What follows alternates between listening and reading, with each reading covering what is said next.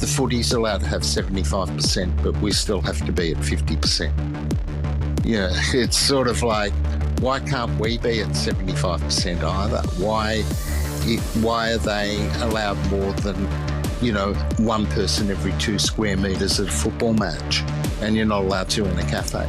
Today on Dirty Linen, we continue to talk about the future, but for some reason, as I keep trying to talk about the future, I find myself thinking a lot about the past and the people who have been there for quite a while, instructing us in the art of dining, giving us places to have those important conversations, to create our own memories. And one of the places that I've thought about a lot and written about a lot over the years is Mario's Cafe in Brunswick Street, Fitzroy, owned by 2 Marios, Mario Macaroni and Mario di Pasquale. And we are speaking to that latter Mario today. Welcome to Dirty Linen. Thanks, Dani. It's a pleasure to be with you.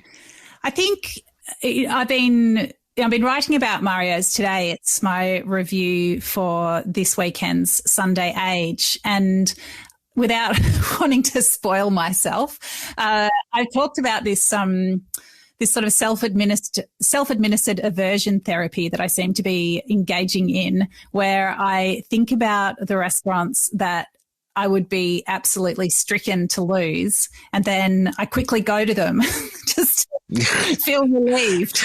And just in case you miss out. Well, I think it's that.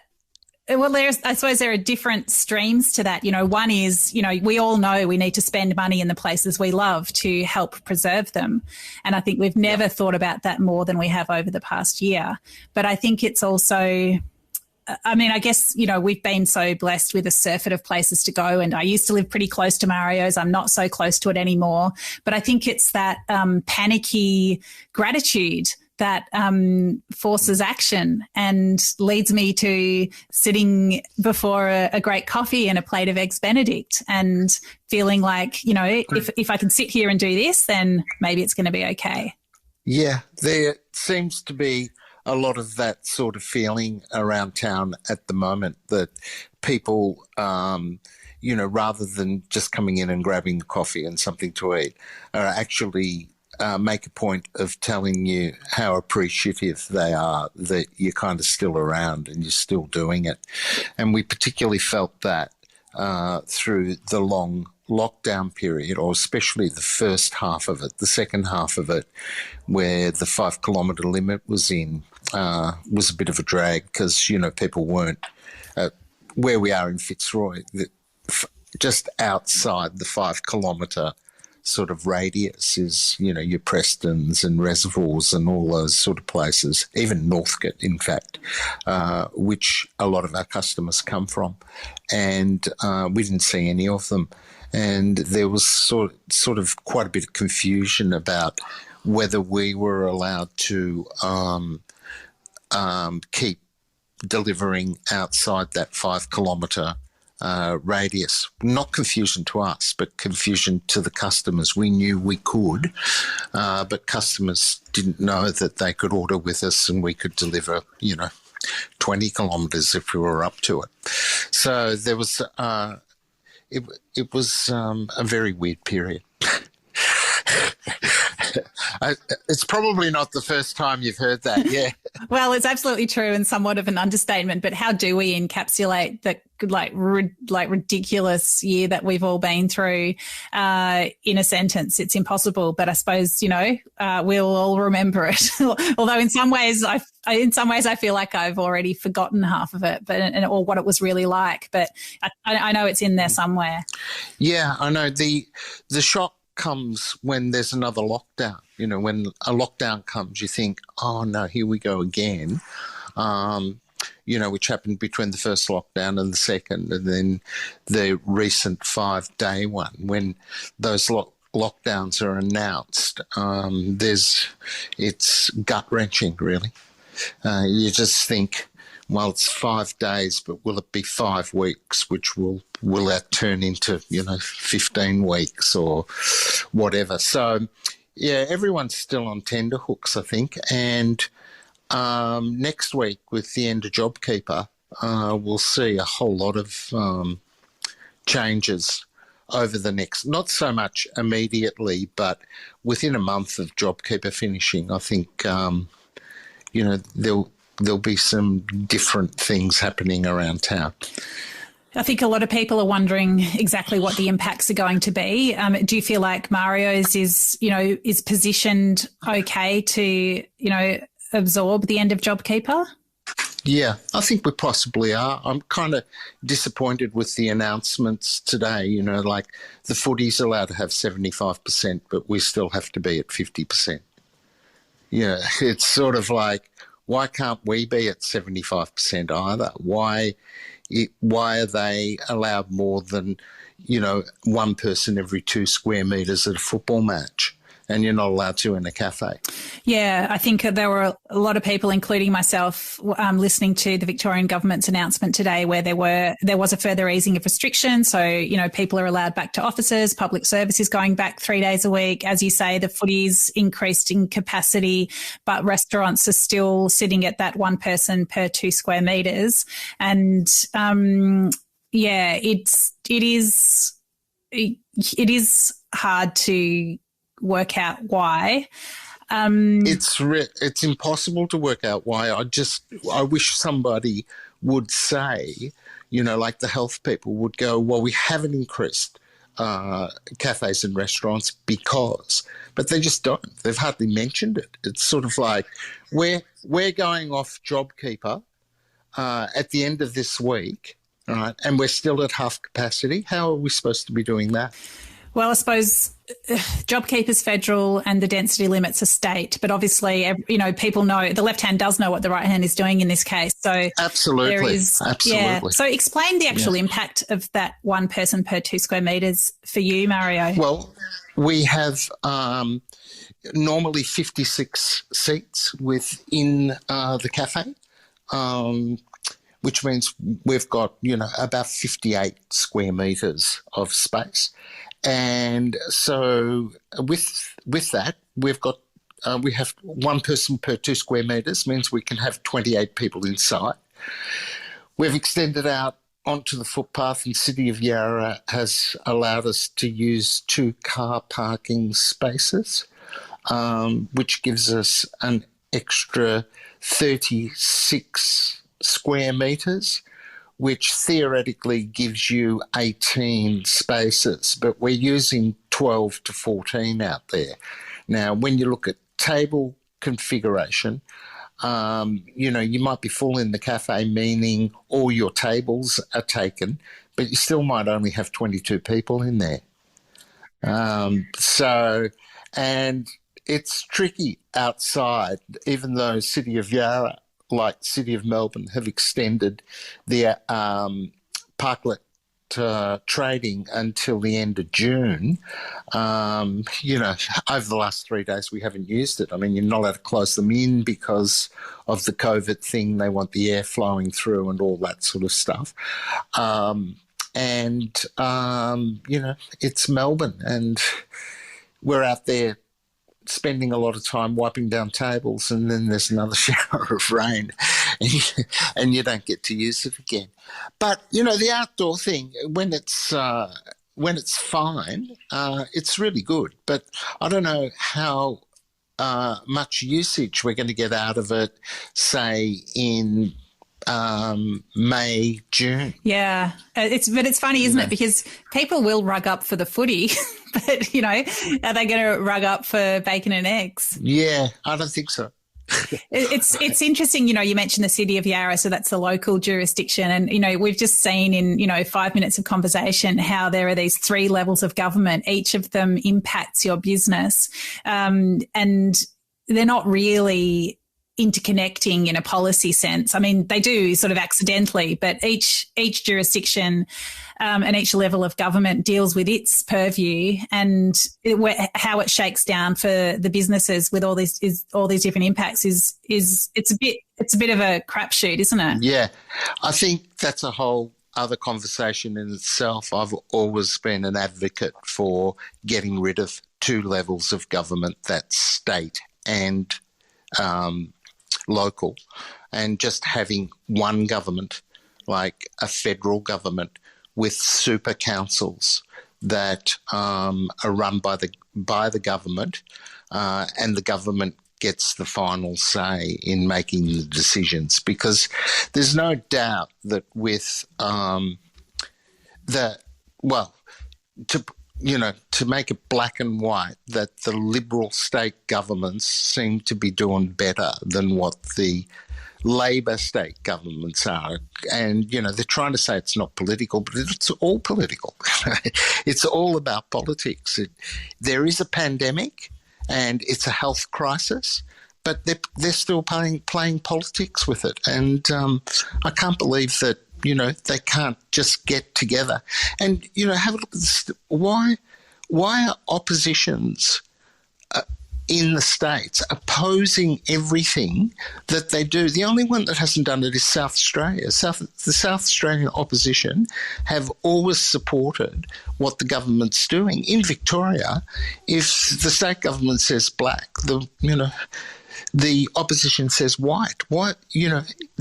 It's a time where we need to all be on the same wavelength, and yet it's not happening. They're still playing politics. Yeah, I mean, there was a slight semi-glowing period right at the start of the pandemic where it did feel like politics was being put aside, but it certainly came back with a vengeance. And while, of course, there is a room for, there is a great role in accountability for oppositions, but yeah, sniping and just backbiting as a matter of course was not helpful and has not been helpful. And I'd say, nor was it helpful for the federal government to snipe and backbite and undermine the Victorian government. So yeah, I can see an argument for getting rid of some layers of government, but God help us if we're left with one layer of the federal government, and it's this federal government. But I'll try to keep my my feelings somewhat reined in, because then it might get I might get carried away.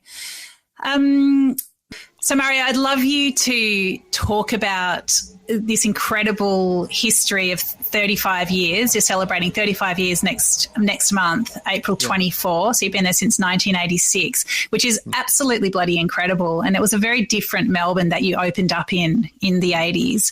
Yeah.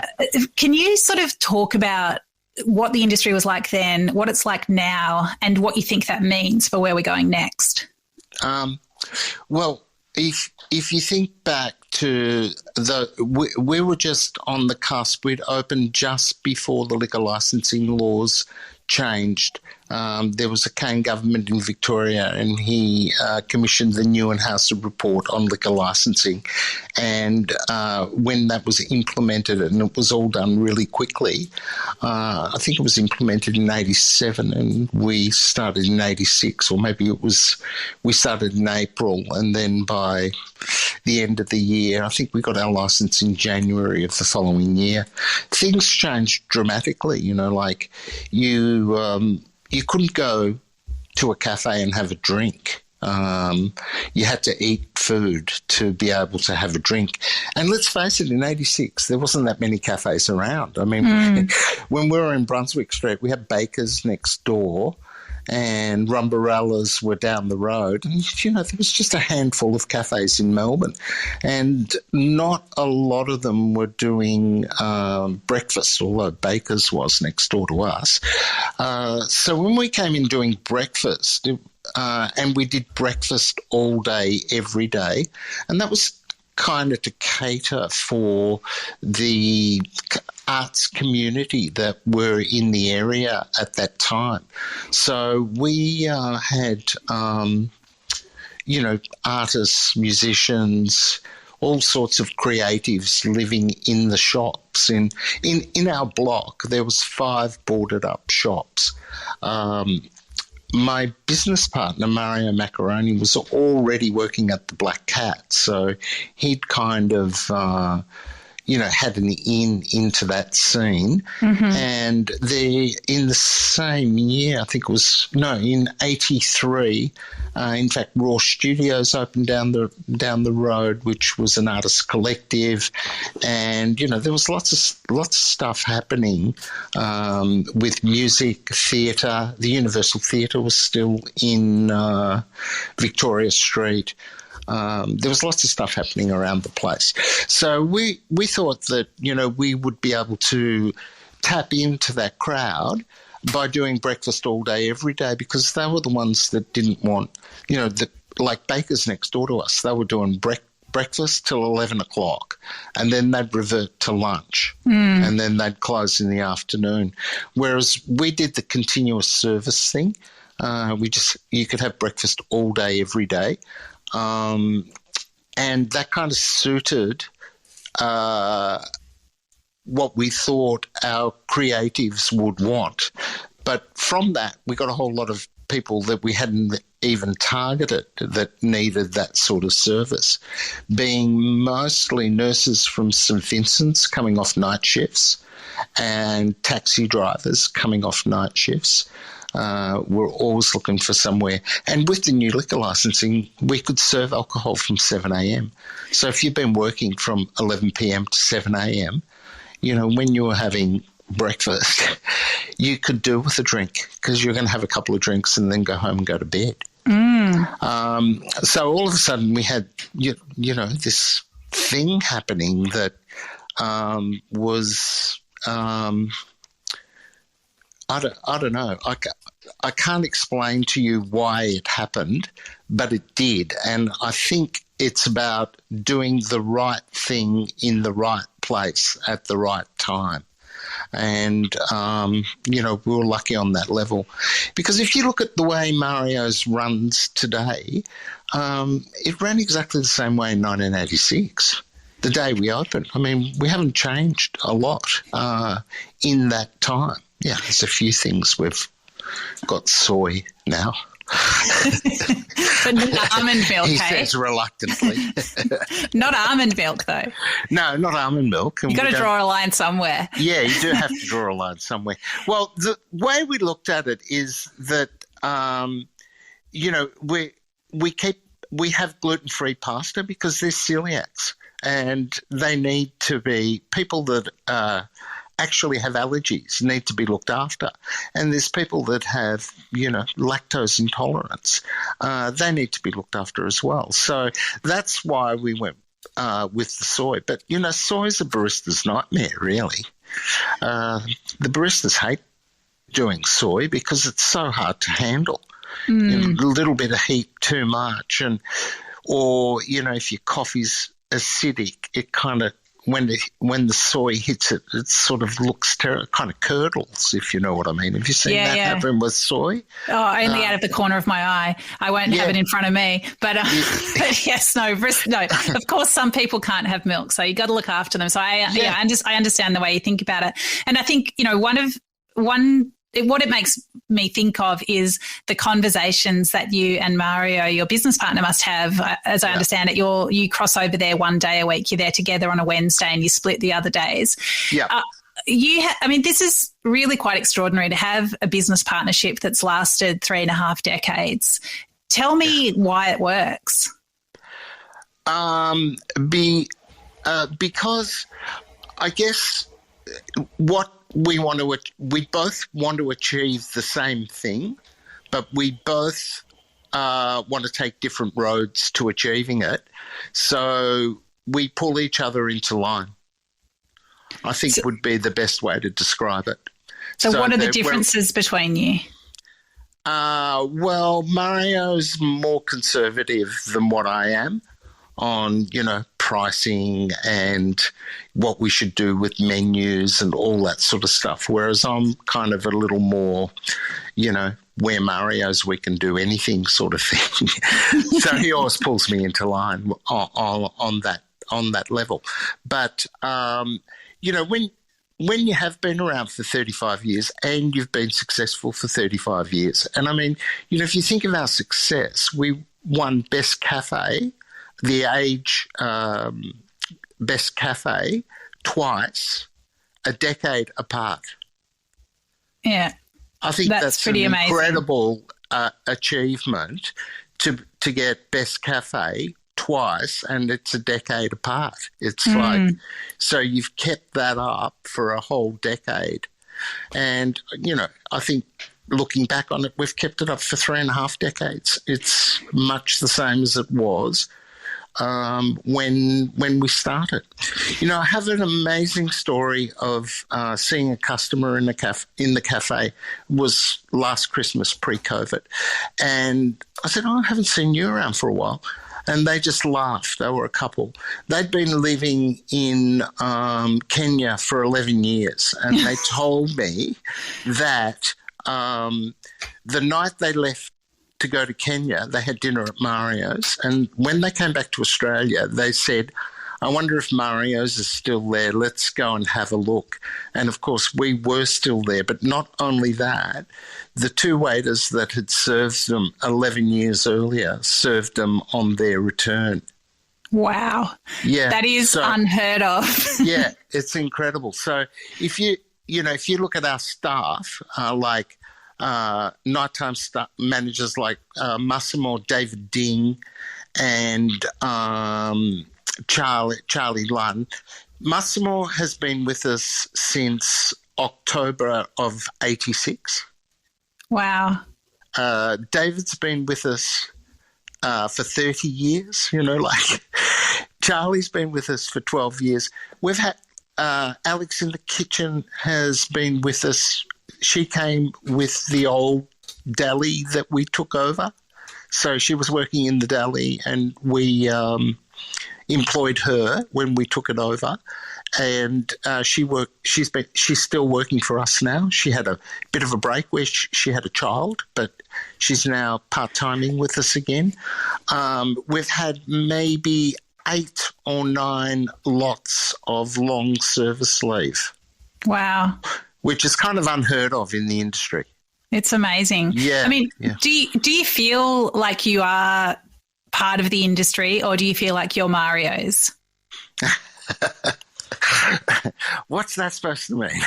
Well, of course it's just we're part of the industry. I mean, of course you are. You're embedded, but at the same time, it's like I feel like if you were to open now, I feel like tell me, what would you do if you were to open the cafe again? What would be different?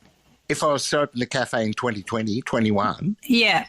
Well, you would definitely not have breakfast, lunch and dinner. You'd concentrate more on possibly just dinner or possibly lunch and dinner. But to try, back in the day when there was nobody around, like no other cafes around, you wanted to be everything for everyone. And I think that's kind of changed a lot now with, there being thousands of other cafes around town, that you would be more specific rather than being as general as what we are with our food. So I reckon, if I was, after 30 plus years in the industry, if I was to open a new place now, which is absolutely not going to happen,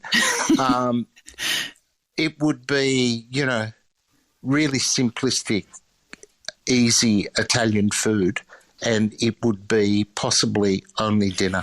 It's really interesting, because I think what we've seen through COVID is people finding additional income streams, these other parts of their business. And if you think about, that you're paying rent somewhere, then one of the, I guess, obvious things that's another income stream is to open for another meal, for another service.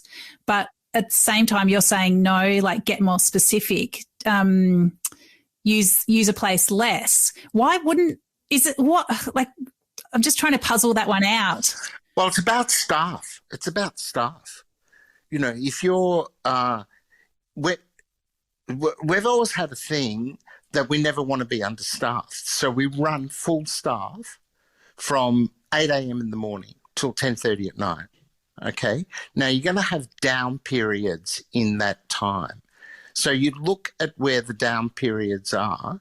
Like we can look at our, 17 hours trading and see where most of the money is taken, right? And I go, one of the arguments I have with Mario is, well, if we were looking at it totally fiscally, we would only open at night because that's where the money is. So, but he'll go, yeah, but historically we've done breakfast, lunch and dinner. And, his thing, even from early on, and I agree with him, is that if you want to go to Mario's, you should never have to think about whether it's opened or not. We're open 364 days a year, only closed on Christmas Day, pre-COVID.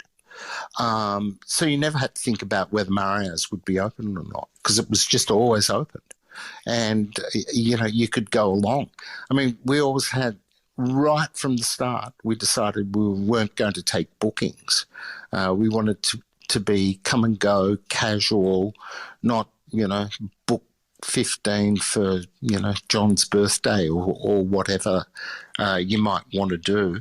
So we kind of steer away from big groups and run it as a cafe without any bookings. So, if 10 people want to come along and for a celebration and they can't make a booking, it's likely that they won't come along because, if you're going to organise 10 people, you need a booking. You've got to have somewhere. Because if you come to us, you mightn't get in, or something like that. But I think that's really worked in our favour over the years. And then, like 4 years ago or something, there was this big thing with Chin Chin not taking bookings. I mean, we've never taken bookings. And all of a sudden it was a marketing tool for them that they weren't taking bookings. I mean, good luck to them. But, you just wonder about, I think, I'm not sure that we're, like, a lot of people know that we're there, but there's still a lot of people that don't know that we're there and don't know what we do. And even, today at lunchtime, I had people that had never been before. And I think, wow, that's fantastic. You've never been. There's still an audience out there. There's still customers that we can get to come, new customers. There's still new customers for Mario's to have, which I find extraordinary. And what do you reckon what do you think it feels and looks like to them when they get there? Well, in the early days, people found it really intimidating. It was kind of really groovy and everyone was wearing black and it was full of, creatives and all that sort of stuff. That changed over the years with, people just deciding that they were going to come along. So we had a much sort of more diverse mix of people coming in. So I don't think it's as intimidating to come to as what it was in the, late 80s, early 90s when we were really sort of, we were definitely ahead of our time in what we were doing in the industry. And we took total advantage of the new liquor licensing laws that came out in the late 80s. I think, if you ask me who my hospitality hero is, I would tell you it's John Neuenhausen because, his report just totally changed the face of Melbourne. Yeah, so that report meant that it resulted in places like yourselves being able to serve alcohol any time of day. It certainly led to the laneway bar culture that Melbourne's been blessed with, and it just made that I suppose people could think more creatively about the kind of hospitality experiences that they wanted to offer. So it was really transformative. It's so interesting to hear you talk about, the fact that you were ahead of your time and now, now you're, I don't know how to think about it. It's like you're obviously in the time, you're in now, but there's no acai bowls and there's no chia puddings, and yet you refrained from, stacking vegetables high on the plate during the 90s. And I don't know, like what we did a bit of stacking. Don't worry about that. Where do you place yourself? Like, is it like we were of a time and we're staying there, or do you feel like you've moved with the times? I mean, do you think about that? Yeah, I do think about it a lot, actually.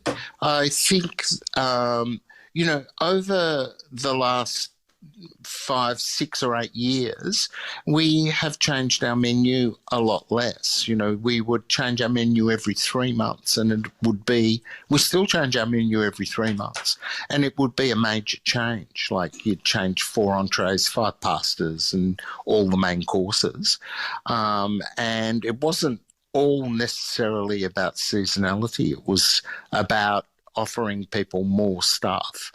But over the years, we've discovered that sometimes you'll go and take an order from somebody and they haven't even looked at the menu and they know what they're going to order because, they're coming to Mario's for a puttanesca or they're coming to Mario's for a lasagna and a glass of wine and they're going to get out of there.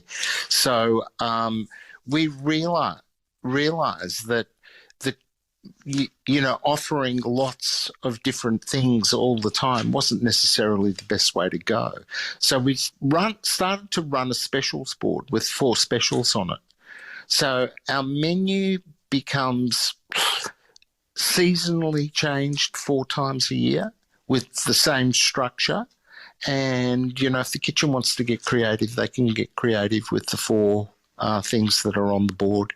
And that seems to work really well for us because a lot of our regular customers basically just order off the board or they will, specifically come in for a certain pasta or a certain dish or whatever. So I think that's been a great revelation to us and has kind of cut our work back of not having to, do so much work on menu changes and stuff like that. Okay. And are you saying that it's that specials board that keeps you sort of, I guess, current, if you want to put it that way? Yeah, you could put it like that. Yeah. It keeps the kitchen creative rather than just having to and we shop at Victoria Market 2 days a week on Tuesday and Thursday. So, you'll be shopping for specials, but shopping for your basics and then looking for specials, especially on Thursday, that's going to carry you through the weekend and earlier in the week as well. So, it's like I don't think we're any different to any other place that's running around town. It's just that we've been running for a lot longer and, kind of nailed it. Like someone said to me at lunch today, they said, who casts your waiters? It took me a while to catch on, and then I looked around at them and I thought, oh, right, yeah, they sort of all look the same. I mean, when Mario and I were working as young waiters, all the waiters looked the same. We all had uniforms that we wore, which we worked for Raymond Sindos in a place called Sindos Bistro in Burke Street, which was opposite where the old Southern Cross was. And it was kind of really of its time bistro in Melbourne, very French, modelled on French one and stuff. And that's where I met Mario, and we both worked there together. And we used to, go down to Pellegrini's for a coffee and stuff and talk about this wonderful place that we were going to open one day. And you did it. And we did it. And we did it twice. Because you opened the Continental as well? Yeah. So the Continental in Paran was not only a cafe, bar, all day, live, bar and live music, just a real, a beautiful place for Melbourne, which through the 80s, late 80s and 90s. When was that? Through the 90s. Through the 90s. Yeah, it opened in 91. The venue opened in 93 and it closed. In fact, on the 1st of May, it'll be 20 years since it closed. Right. But people still talk about it. Yeah, I had some great nights there. Yeah. Mario, it's wonderful to talk to you. I'm so I'm really in awe that you've been there for almost 35 years. And I know that the 35th birthday celebrations, we're still in a bit of a tricky spot post-COVID. I guess it won't be a massive street party, but I'm sure that there'll be some very fond feeling among yourself and the team and the community. So congratulations on all that you've delivered to Melbourne, and thanks for the coffees and pastas and red wine over the years. Yeah. Well, thanks, Dani. It's been a pleasure talking to you, and we'll catch up soon, no doubt. Look forward to it. Thank you. This is Dirty Linen, and I'm Dani Valent. We air the issues that the hospitality industry finds hard to talk about. We spend a week thrashing around each issue, hearing from different people with unique perspectives. We want to hear from you as well. If you have something that needs to be said about a topic, get in touch so we can include your perspective. Contact us at dirtyLinen@deepintheweeds.com.au or hit us up on Insta @DirtyLinenPodcast. We can't wait to hear from you. This